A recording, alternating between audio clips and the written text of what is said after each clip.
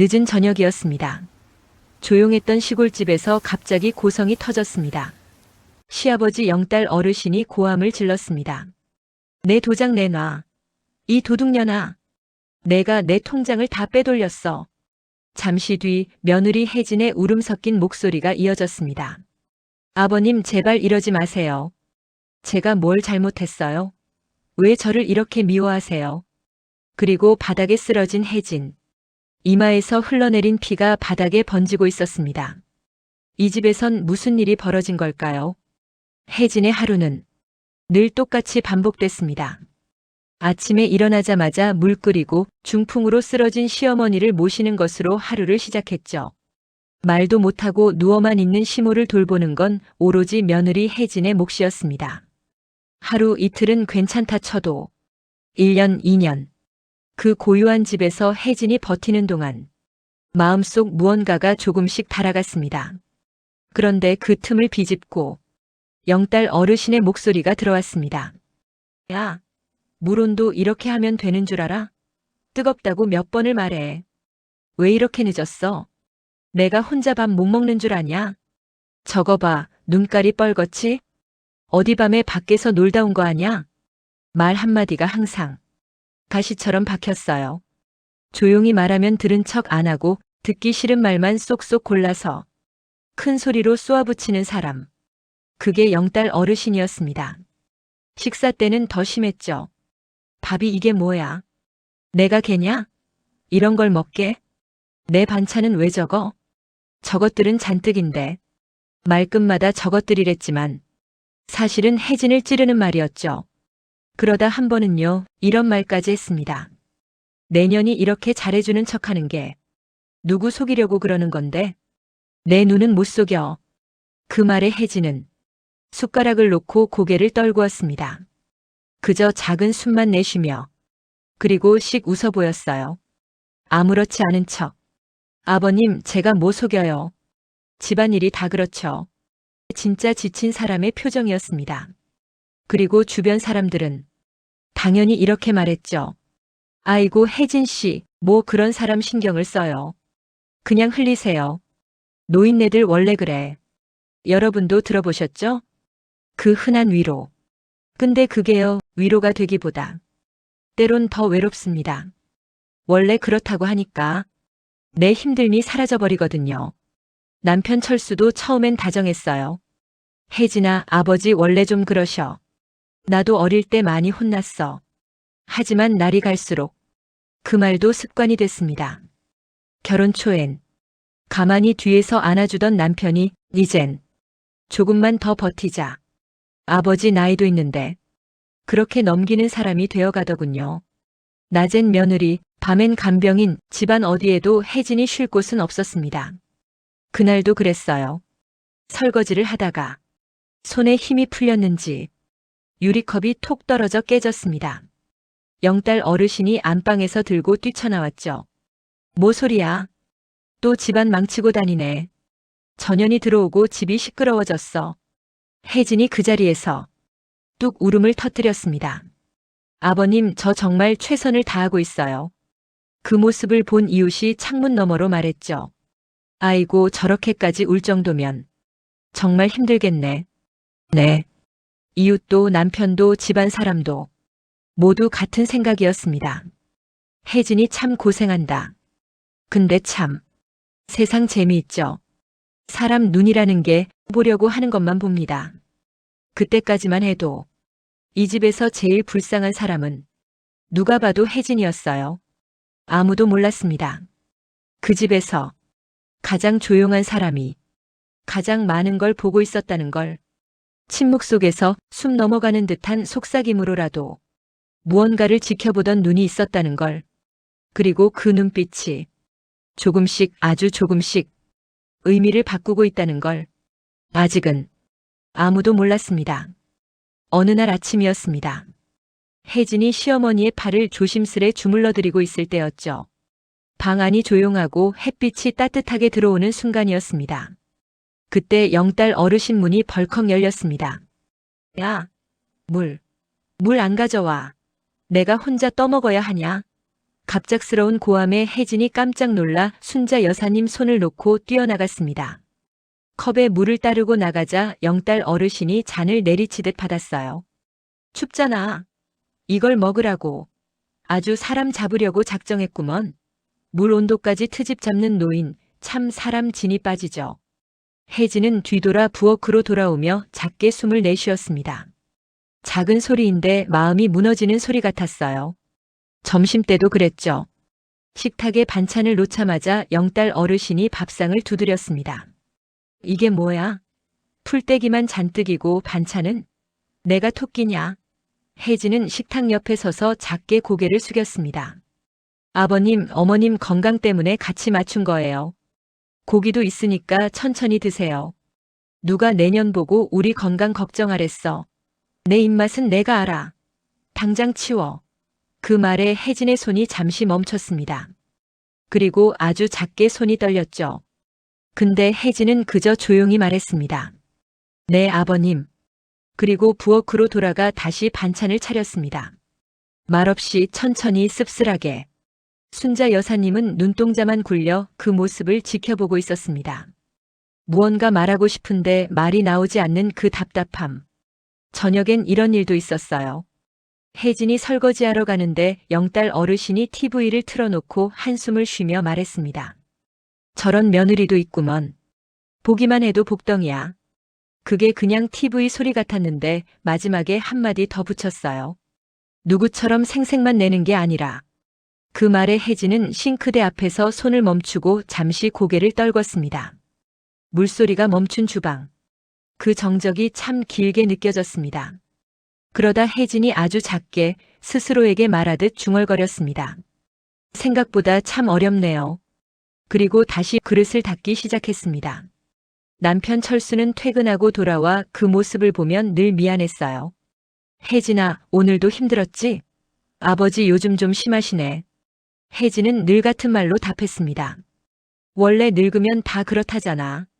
나 잘하고 있는 거 맞겠지?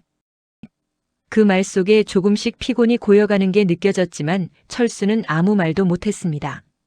그저 아내 손을 한번 꼭 잡아주는 게 최선이라고 생각했죠. 그리고 그렇게 또 하루가 지나갔습니다. 그 무렵부터였어요. 영딸 어르신의 말이 점점 흩어지기 시작했습니다.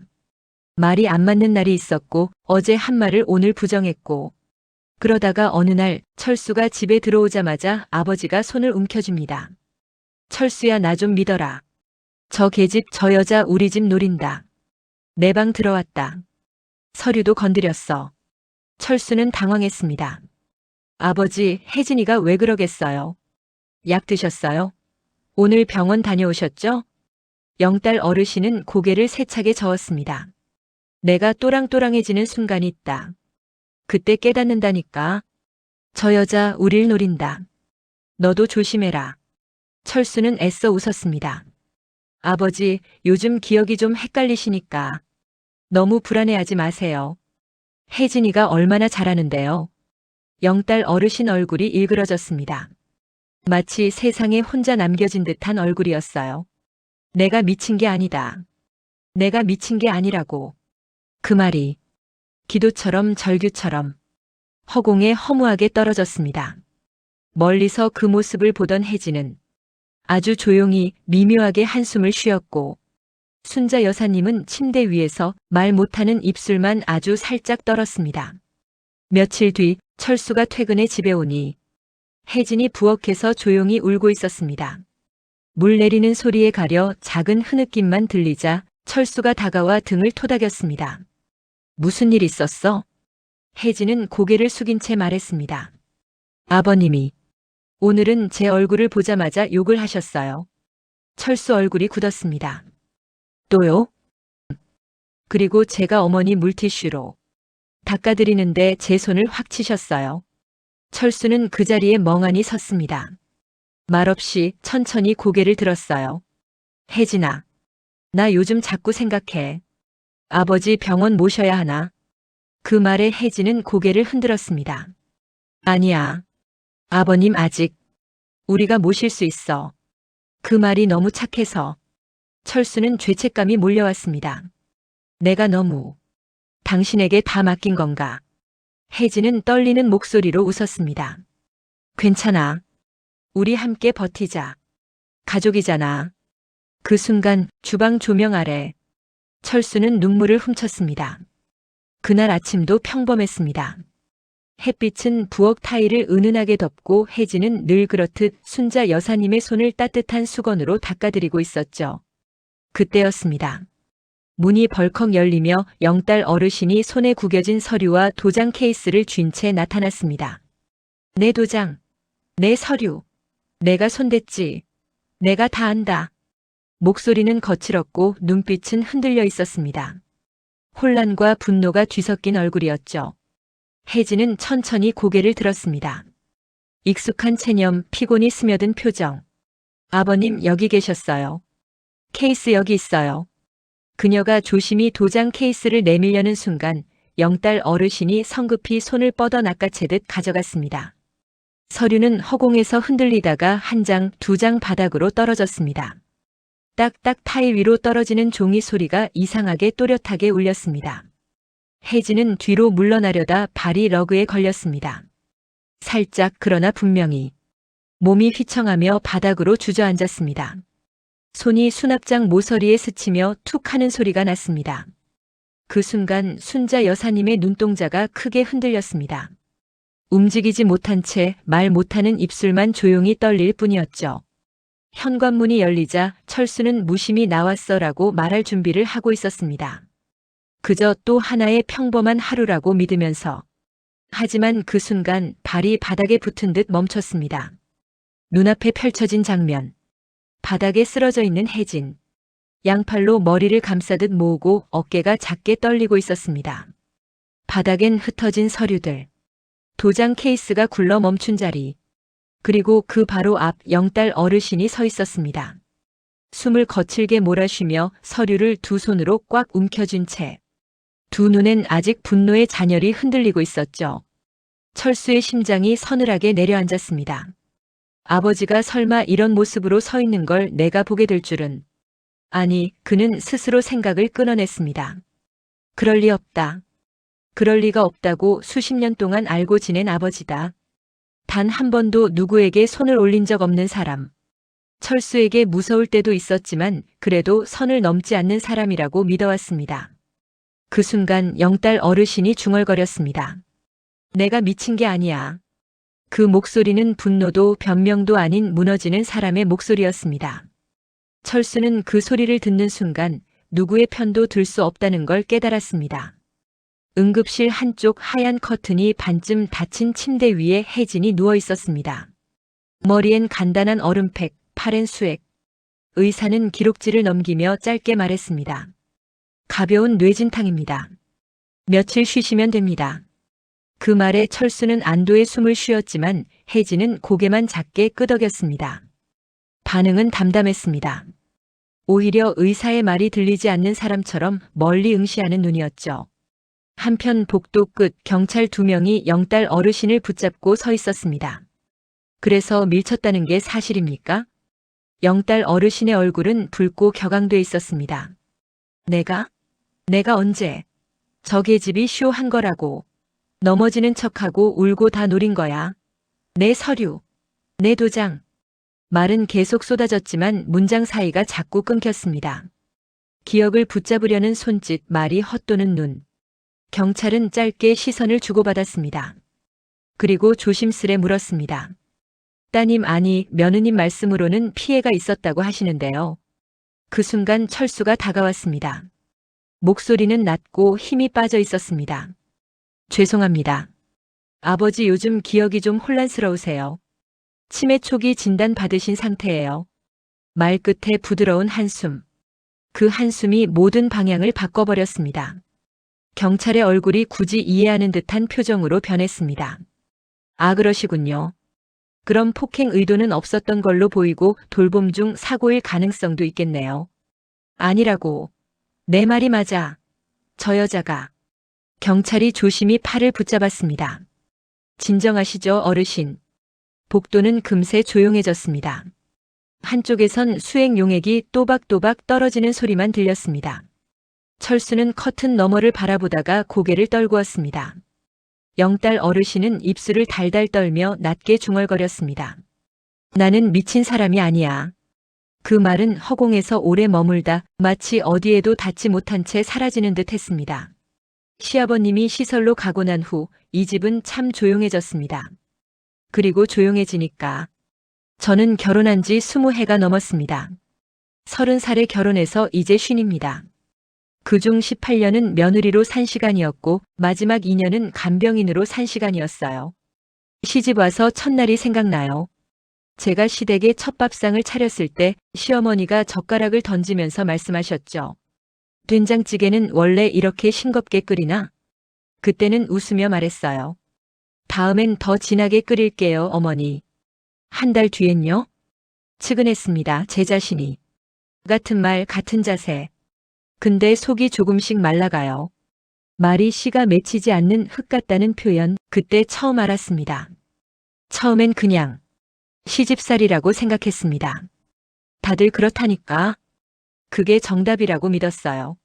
문제는요, 그게 일상이 되고 나니까 사람이 점점 숨을 줄여가게 된다는 겁니다. 며느리가 애를 못 낳아서 집안 기가 막혔다. 그 말도 들었죠. 처음엔 서러웠어요.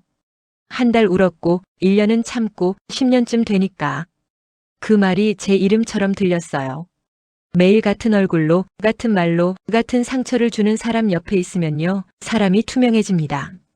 안 보이고 안 들리고 나란 사람은 그냥 집안 잡동사니 같아요. 그래도 남편 믿고 버텼죠. 철수는 좋은 사람이었어요. 적어도 저는 그렇게 믿었어요. 근데요, 남편이 착한 거랑 남편이 나를 지켜주는 건 다른 문제더라고요. 철수는 늘 말했죠. 조금만 참아. 아버지 어머니도 나이 드시잖아. 그리고 우리 집안 체면이 있으니까.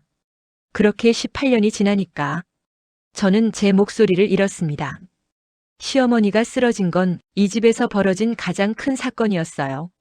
중풍. 몸이 굳고 말도 못하고 의식은 있으면서 그저 눈으로만 세상을 보는 상태. 그때 저는 죄책감보다 이제 나는 더 못 나가는구나. 그 생각이 먼저 들더라고요.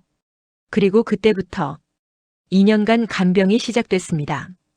남편은 외벌이였고 어쩔 수 없이 제가 모셨어요. 사람들 눈에는 천사 며느리였죠. 아침마다 씻기고 밥 만들고 대소변 치우고. 그런데요, 그 2년이 제 인생에서 가장 잔인했고 가장 기괴하게 제게는 가장 안도했던 시간이었어요. 왜냐고요? 그때부터 제가 말할 수 있는 시간이 생겼거든요. 솔직히 고백할게요. 매일 아침마다 저를 향해 내가 들어오고 우리 집이 망했다. 여자가 그렇게 무능하면 애라도 낳든가. 시집 왔으면 입 닫고 손만 움직여. 그렇게 독처럼 던지던 그 입이 이젠 말도 못하고 움직이지도 못하는 걸 보니까 허망하더군요. 그리고 조금 웃겼습니다. 세상이 이렇게 뒤집히는구나. 그렇게 멀쩡하던 사람이 하루아침에 아기가 되기도 하는구나. 처음엔 잘했습니다. 정말로요. 근데 한밤중에 기저귀를 갈고 허리를 3번이나 삐끗하고 하루 종일 들여다보다가 이틀째 잠을 제대로 못 자보세요. 사람이 무너집니다. 처음 짜증을 낸 날 저도 놀랐어요. 가만히 좀 있어요. 좀 가만히 좀. 그전엔 상상도 못한 말이었죠. 근데 나오더라고요. 그 다음 날엔 그 말이 더 쉽게 나왔습니다. 그리고 어느 순간 알았죠. 아, 예전엔 이분이 나한테 이랬구나. 나는 그걸 참고 있었구나. 그러다 보니까 이상하게 마음이 정리되더라고요. 이건 복수가 아니다. 이건 되돌림이다. 그렇게 생각했습니다. 그래야 살 수 있었으니까. 과거의 어머니는 밖에서는 누구보다 너그러웠습니다. 교회에서도 친척들 앞에서도 늘 웃으며 저를 우리 며느리라고 부르셨죠. 근데 집문만 닫히면 표정이 바뀌었습니다. 내 아들 발목 잡으려면 밥값이라도 제대로 하든가. 내 집안은 원래 그런가 보지. 입에 담기 어려운 말들 하루도 빠지지 않았습니다. 그래서요, 저도 똑같이 해드렸습니다. 어머니가 제게 던졌던 말들, 숨이 걸려 나올 만큼 눌러 담았던 모욕들, 그걸 저는 그대로 다시 들려드렸습니다. 이제 아시겠어요? 말이 어떻게 칼이 되는지. 움직이지 못하는 어머니 곁에서 저는 이렇게 속삭였습니다. 저는 한 번도 잊지 않았어요. 그때 하신 모든 말씀을. 그리고 한 번씩 어머니의 손을 잡아줄 때마다 그동안 닿지 못했던 제 분노가 천천히, 아주 천천히 어머니에게 닿아갔습니다. 겉으로는 다정한 돌봄처럼 보였죠. 그런데 그 안에 담긴 건 18년치의 울음과 한숨이었습니다. 그렇게 1년의 시간이 흘렀습니다. 아무도 모르는 집안에서 어머니와 저만 아는 조용한 전쟁이 이어졌죠. 하지만 영원한 비밀은 없습니다. 그날 시아버님이 예정보다 이르게 집으로 돌아오셨습니다. 마침 저는 그때도 어머니 귀에 대고 말하고 있었죠. 철수 인생 축내는 사람은 제가 아니에요, 어머니. 평생 잡고 있던 건 어머니였죠. 바로 그 순간 문이 벌컥 열렸습니다. 시아버님 얼굴이 굳어졌어요. 그리고 제가 낯선 사람처럼 보였겠죠. 이런 못된 년. 시아버님이 달려들었고 저도 죽겠다는 마음으로 맞섰습니다. 젊을 땐 호랑이 같던 분이었지만 시간은 사람을 약하게 만들었습니다. 몇 번 밀고 잡아당기다가 시아버님이 바닥에 쓰러졌고 소변을 흘리셨습니다. 그 순간 저는 알았죠. 이 집에서 힘의 방향이 바뀌었다는 걸. 시아버님은 그날 남편에게 떨리는 목소리로 모든 걸 털어놨습니다. 그년이 내가 모를 줄 알고. 하지만 남편은 믿지 않았습니다. 늘 듣던 투정, 늘 하던 말이었으니까요. 그게 전부로 보였으니까요. 그리고 저는 그 상황을 아주 천천히 더 굳혀주었습니다. 여보 아버님, 요즘 기억이 불안해요. 자꾸 뭔가 헷갈리고 혼잣말도 하시고요. 남편은 고개를 끄덕였습니다. 오랫동안 봐왔으니까요. 누가 더 믿을 만한 사람인지 그는 이미 알고 있었습니다. 그 순간 깨달았습니다. 남편도 사실 다 알고 있었다는 것을. 그 모든 시집살이의 흔적을. 단지 모른 척했을 뿐이라는 것을. 그걸 알게 되자 남편에게도 분노가 생겼습니다. 그 이후로 저는 둘을 똑같이 대했습니다. 시어머니에게는 평생 고기 한 점 못 먹게 한 것처럼 밥상엔 고기가 아니라 풀을 올렸고 그분들이 제게 했던 말들을 그대로 돌려드렸습니다. 시아버님은 저와 단둘이 있을 때는 조용했고 남편이 올 시간만 되면 온 힘을 짜서 외쳤습니다. 그년이. 오히려 그 외침이 본인을 더 옥죄었어요. 남편 눈에는 그저 치매 노인의 발악으로 보였으니까요. 그렇게 그 집은 조용히 완전히 제 세상이 되었습니다. 서류를 정리하던 그날도 평소와 다름없었습니다. 그동안 제 안에 눌러 담겨 있던 억울함과 분노를 이제는 보상받아야 한다고 생각했습니다. 18년 동안 시집살이하고 2년 동안 온갖 일을 도맡아 하며 사람 하나를 지켜냈는데 정작 저는 아무것도 가진 게 없었거든요. 남편 철수는 평생 짠돌이었습니다. 제 생일 한 번 제대로 챙겨준 적 없고 생활비조차 쥐꼬리만큼 주면서 집안 체면 지켜라라는 말만 하던 사람. 그런 남편에게 평생 기대할 수 없다는 건 이미 오래전에 깨달았습니다. 그래서 저는 결심했죠. 이 집에서 제 몫을 찾기로.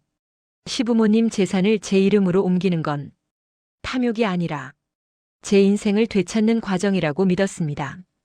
평생 희생으로 버텨온 사람이 마지막에서마저 비참하게 끝날 순 없다고 저는 그렇게 생각했습니다.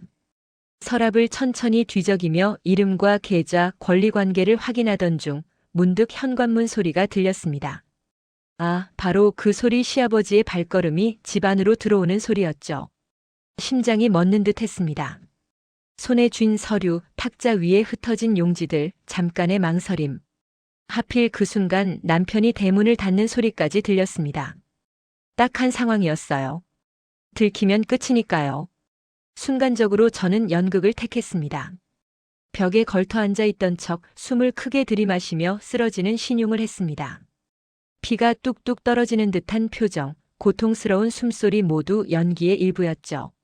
시아버지는 놀라서 다가왔고 남편은 문을 열고 들어오며 상황을 파악하려 했습니다. 치매 진단을 받은 어르신의 말과 이미 거동이 불편한 시어머니의 침묵은 모두 제 편이었습니다. 누가 그들의 말을 곧이곧대로 믿을까요? 증언은 쉽게 무시되고 침묵은 오히려 증거가 되어 주었습니다. 그 순간 저는 냉정하게 판단했습니다. 완벽해 보이는 상황이었습니다. 벽에 부딪혀 쓰러진 척한 제 연기는 위기를 모면하기 위한 마지막 방어였고 동시에 상황을 완성하는 한 수였습니다. 밖으로 보이는 건 단지 불행한 사고와 가족 간의 불화였을 뿐 제 의도나 계획을 드러낼 요소는 어디에도 없었으니까요. 시아버지 영달 씨는 보호소 침대 위에서 늘 같은 방향으로 천장을 바라보고 있었고 시어머니 순자 씨는 말을 하지 못한 채 침대에 누워 눈만 천천히 움직이며 시간을 흘려보내고 있었습니다. 남편 철수 씨는 하루 종일 술 냄새를 달고 살았습니다. 퇴근하면 소주를 들이켜고 밤마다 빈 방들을 멍하니 바라보며 스스로에게 물었습니다. 내가 뭘 놓친 걸까? 그리고 그 집의 며느리 혜진 씨. 그녀는 마침내 자신이 꿈꾸던 삶을 손안에 잡았다고 생각했습니다. 시집살이 18년 간병 2년. 이제는 보상받을 시간이라고 믿었습니다. 치매 판정받은 시아버지의 재산은 법적으로 무효 처리될 것을 나중에 알게 된 혜진 씨는 이혼으로 계획을 틀었습니다. 이제 내 차례다. 그녀는 그렇게 생각했습니다. 세상은 그녀를 가여운 며느리라 불렀고 이웃들은 혜진 씨 손을 잡고 말했습니다. 정말 고생 많으셨어요. 이제라도 편해지셔야죠. 혜진 씨는 웃지 않았습니다. 웃을 필요가 없었기 때문입니다. 모든 판이 완성된 줄 알았으니까요. 하지만 인생은 가장 느린 사람의 손끝에서 무너지는 법입니다. 어느 늦은 저녁이었습니다. 철수 씨가 무거운 걸음을 떼고 집으로 들어왔습니다. 손에는 오래된 휴대전화가 들려 있었고 표정은 굳어 있었습니다. 혜진아, 이거 뭐야? 철수 씨는 떨리는 손가락으로 화면을 눌렀습니다. 화면에는 흐릿하게 흔들리는 영상이 재생되었습니다. 침대 난간 사이로 찍힌 순자 씨의 모습, 그리고 들려오는 목소리. 밥 먹을 자격도 없는 주제에 평생 아들 붙잡고 살더니 아직도 못 나? 순자 씨는 말도 하지 못하는 상태였지만 그 영상 속에서 천천히 눈을 깜빡였습니다. 그리고 눈가에 물이 맺혔습니다. 움직이지 않는 입술, 떨리는 손가락. 그 손가락이 매일 녹화 버튼을 눌렀던 것입니다. 아들이 오기 전 아주 조용히, 아주 느리게. 철수 씨는 낮게 말했습니다. 어머니가 다 남기셨더라. 거실은 숨조차 쉬기 어려울 만큼 고요해졌습니다. 분노보다는 충격과 허무가 더 가까운 침묵이었습니다. 혜진 씨의 얼굴은 그 순간 오래된 불이 꺼지는 것처럼 천천히 무너졌습니다. 그 뒤로 일어난 일들은 잔인할 만큼 빠르게 진행되었습니다. 경찰 조사, 구속, 법정. 판결문에는 짧은 문장만 적혔습니다. 유죄입니다.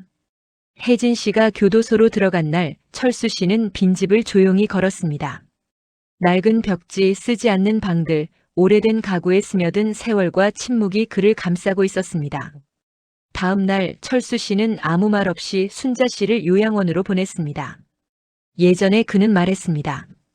가족은 내가 지킨다라고. 그러나 막상 자신의 차례가 오자 하루도 버티지 못했습니다. 그동안 혜진 씨에게 맡겨둔 돌봄을 스스로 해낼 수 없다는 사실을 누구보다 잘 알고 있었기 때문입니다. 요양원 앞에서 철수 씨는 순자 씨의 낡은 휴대전화를 손에 쥐고 말했습니다. 엄마, 미안합니다. 근데 난 할 줄 몰랐습니다. 그 집에는 이제 아무도 없습니다. 영달 씨는 보호소 침대에서 내가 미친 게 아니야 라며 중얼거리고 순자 씨는 창밖 허공을 바라보며 아직도 가족을 찾듯 손가락을 천천히 움직이고 있습니다. 철수 씨는 술의 의지에 빈집을 견디고 있습니다.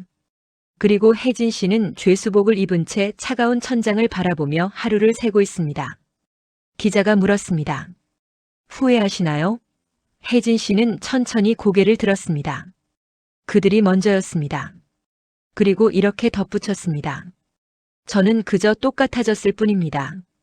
누구도 이기지 못했습니다. 누구도 구원받지 못했습니다.